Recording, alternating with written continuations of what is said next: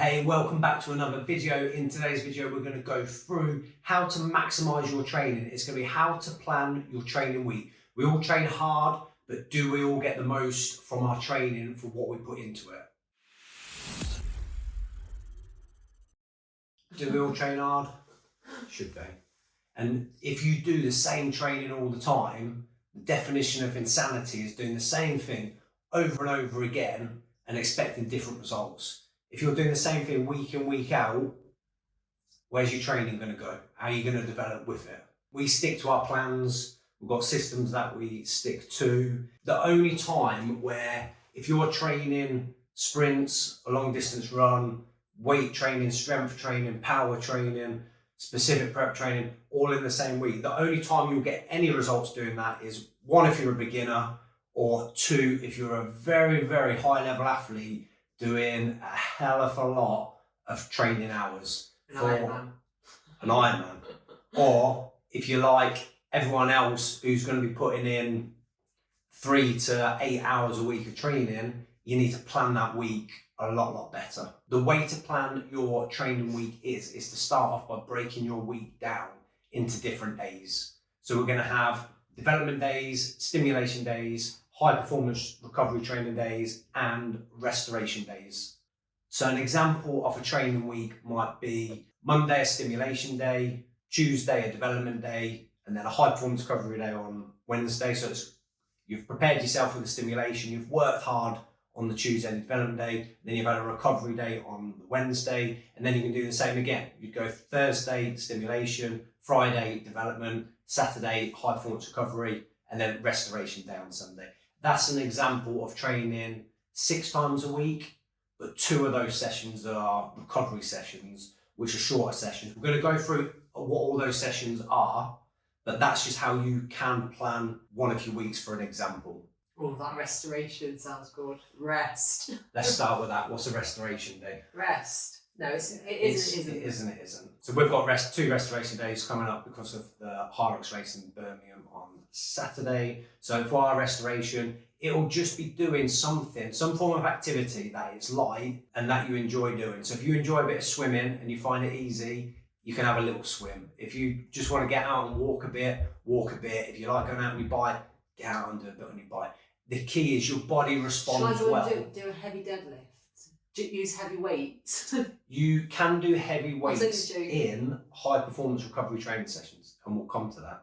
But for restoration days, there's no deadlifting or heavy stuff tomorrow. So restoration days, keep it simple. They're your recovery days. The reason you don't just want to sit around is your body does respond well to moving and doing a bit. Development day is going to be the days when you really develop something.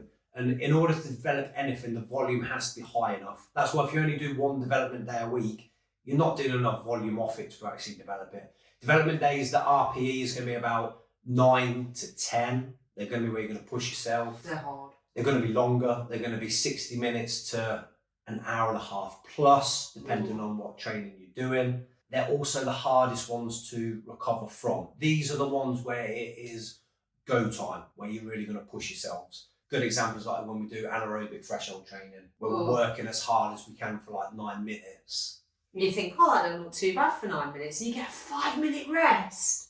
On paper, you look at it, you think, that's easy. And then the 5 minutes isn't enough because you've pushed yourself that much. Yeah, when I put those programs on the Hyrox Instagram page, I always put earn your rest, because those are the ones where for 9 minutes you really want to try and push yourself hard. Yeah. And then earn that rest. Too many will go through the motion and not push themselves hard, I reckon.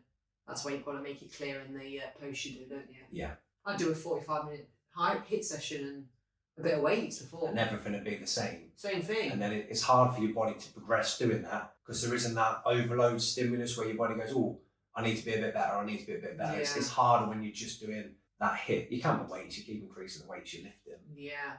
But it's getting uncomfortable again and again and again, isn't it? Different things. Yeah. The stimulation days are then easier days. They're more your 7 to 8 RPEs. I love them. The goal of them is to maintain all your other qualities of fitness that you've developed. And that's a real important thing to take into mind. They're to maintain everything. The development days are to develop things and push hard. Your high performance recovery training sessions, they're probably a 6 out of 10 RPE. It doesn't mean there's not hard bits in it.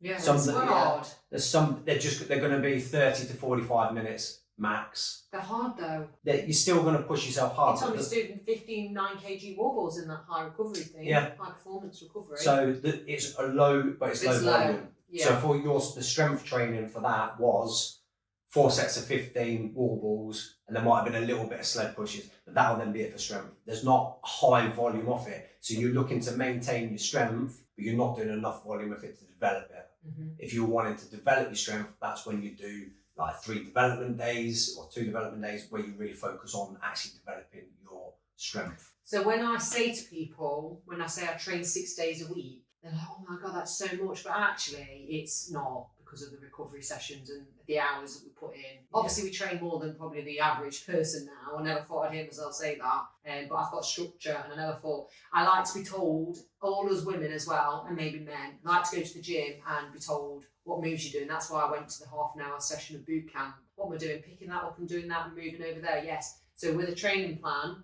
I've got guidance. Even though I don't like the development days. In fact, I dread them. I probably lose sleep over them when I first did it. But that's normal because I'm getting uncomfortable. So just going back to the development days, if you're trying to train like that every day, you just can't. And then what happens is, rather than having that day where it's really hard, you end up training not as hard, and then every day becomes training not as hard at that level. Whereas what we want to get is hard sessions, and then stimulation sessions, then recovery sessions. That's a really important note to take from planning that week, so everything isn't just go, go, go. It's so easy when you think about it. Makes What do so you much mean? sense when you Oh, think the about planning and it. the training. Yeah, like what was I doing before? Never Yeah. ran, never did the weight. I did weights, heavy weights, and I got really strong with that, didn't I? Well, we'll use the engine builder program as an example of how to put your training week together. One thing to say with the high performance recovery training sessions, you could use them if you're doing twice a day training. They could be your evening training and you're doing your other training in the morning. So this is where everybody's different. Some of the top athletes are doing 2 hours on the bike every morning. Oh yeah, we saw that, didn't we? Yeah, and that's their level that they're But training easy to. ride. Just, yeah, that's your zone 2 stuff, sitting there constant 2 hours. So I'd think made around that, but then maybe we'll do that one day. Who knows? But then you then go and you're now devoting 10 hours to that training, and then your other training on top of it. That's where you need to gradually build up with what you're We're doing. athletes, so we need to train like them. Right, you kick it off first with your 2 hour bike ride in the morning, and you tell me what your butt feels like. Yeah, I know, I can't do bike riding, but when I hurt my ankle, I had to go on the bike for it. I did an hour and 45. So boring. But no, I did it. You can do it, and this was a stationary bike. Yeah, that's where, if you're doing on a bike in a gym, that's where get a movie on your phone. Yeah. Or be working and doing something. Well, I actually trained for the half marathon that I did using the engine builder. So I'm not a 3-4 times a week runner. So I never did that really. Although I had problems with my shins and stuff. But that's good to know, isn't it? That you can build your engine using different things and it plays off in your running as well. And there's some weighty stuff in there which is good for your legs. Yeah, so again, when you're doing that engine builder program, you'll have your development days, which are going to be your longer runs, longer duration Hyrox style workouts. Yeah, so I wouldn't recommend to use it for definite for your running. It's not a running program. It's not running. But it actually may help me do a half marathon. But if I did a half marathon specific prep, I'd probably get a better time.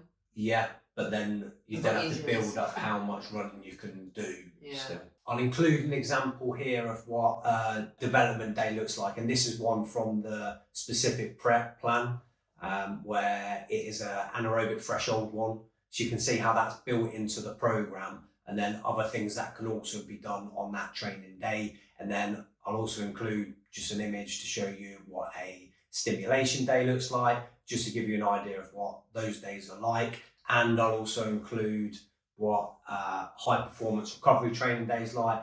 Things on that, as I said, low volume, you can do injury prevention stuff, lots of different little bits that you probably wouldn't necessarily do in your normal training.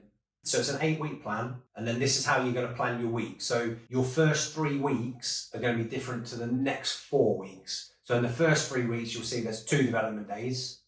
And then in the last 4 weeks, there's actually 3 development days as you gradually build things up. That's painful that week for, especially when you're working. I've got events, I'm staying away, but you want it enough, you'll make it work. But it was hard. More planning. So in the programs, you've got options to do three a day week training programs. You've got options to do 4. Yeah, you make it work. You can do 6. So you plan it around the lifestyle that you're doing. So to summarise, plan your week, include your development days, include your stimulation days, your recovery training days, and your restoration days to get the absolute most from the training that you're doing. And you'll actually enjoy your training more because you'll start to see more results. Okay, you can have days when it's harder and easier, but you'll see way more results doing it. And the key as well is the development days, you are doing the higher volume of whatever it is you're wanting to develop.